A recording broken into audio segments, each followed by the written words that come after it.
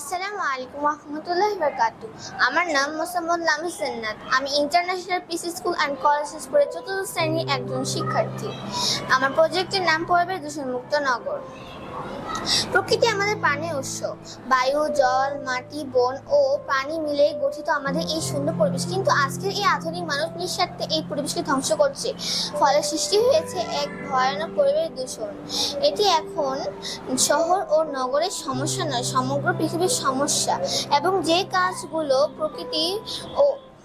প্রকৃতির পরিবর্তনের জন্য ভারসাম্য নষ্ট করে ও জীবজগৎকে বিপদের মুখে ফেলে, এটি সাধারণত 4 ধরনের হয়ে থাকে: বায়ু দূষণ, জল দূষণ, মাটি দূষণ, শব্দ দূষণ। পরিবেশ দূষণ মুক্ত রাখতে আমাদের করণীয়গুলো হলো: যেখানে সেখানে ময়লা আবর্জনা না ফেলা, নদী, সাগর, মহাসাগর ইত্যাদিতে ময়লা আবর্জনা না ফেলা, বন সম্পদ রক্ষা করব ও গাছ বেশি করে লাগাবো। দূষণের কারণ: কারখানার কালো ধোঁয়া ও যানবাহনের কালো ধোঁয়া থেকে বায়ু দূষণ। বায়ু দূষণে শ্বাসকষ্ট, হাঁপানি।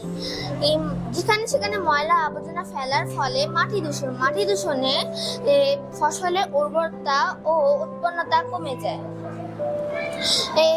পানি বা জল, সাগর, মহাসাগরে ইত্যাদিতে ময়লা আবর্জনা ফেলার ফলে জল দূষণ